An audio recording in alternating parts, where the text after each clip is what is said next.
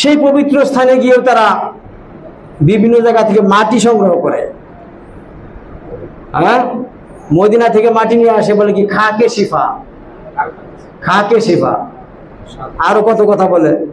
মাটি নিয়ে আসে, চুরি করে মাটি নিয়ে আসে, পুলিশে বাধা দিলে যাতে কেউ না দেখে চুপচাপ সেখান থেকে পাথর নিয়ে আসে। মানে সেই পাথরের প্রতি, সে মাটির প্রতি খারাপ আকীদা পোষণ করে, যে কবরের মধ্যে দিয়ে দিলে এই মাটি কবরে আযাব ঠেকাবে। দেখেন হজের শিক্ষা কি, আর আমাদের অনেক হাজি করছেটা কি। সেখানে বিভিন্ন পাহাড় আছে, অনেক কষ্ট করে পাহাড়ের মধ্যে উঠে। সম্মানিত উপস্থিতি, এখানে আমাদের জন্য বিরাট শিক্ষণীয় বিষয় রয়েছে। অনেক হাজি এই শিক্ষা থেকে মাহরুম। আমরা দেখেছি ইরানি হাজিরা পোশাক তো খুব ভালো, হ্যাঁ, ইরানি হাজি, ইরানি বুরকা কত সুন্দর দেখা যায়। মদিনায় গিয়ে কি করে তারা?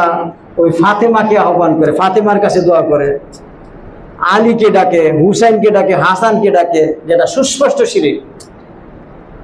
মক্কায় গিয়ে ডাকে ইয়া আব্দুল মুতালিব, ইয়া সাইয়্যিদ, ইয়া সাইয়্যিদা মক্কা, ইয়া সাইয়্যিদুল বাতহা, হে মক্কার নেতা। আব্দুল মুতালিব মারা গেছে শিরক অবস্থায়, মুশরিক অবস্থায়। হে আব্দুল মুতালিবরে আহ্বান করে, আবু তালেবরে ডাকে আহ্বান করে। হজে গিয়া, যে হজকে আল্লাহ তাআলা ফরজ করেছেন তাওহীদের জন্য, তাওহীদ বাস্তবায়নের জন্য, তাওহীদের শিক্ষার জন্য, সেখানে গিয়ে মানুষ শিরক করে। সম্মানিত উপস্থিতি, আমাদেরকে হজের প্রকৃত শিক্ষা নিতে হবে, প্রকৃত শিক্ষা গ্রহণ করতে হবে। আমি নিজ কানে শুনেছি, আমি মদিনাতে অনেক বছর ছিলাম।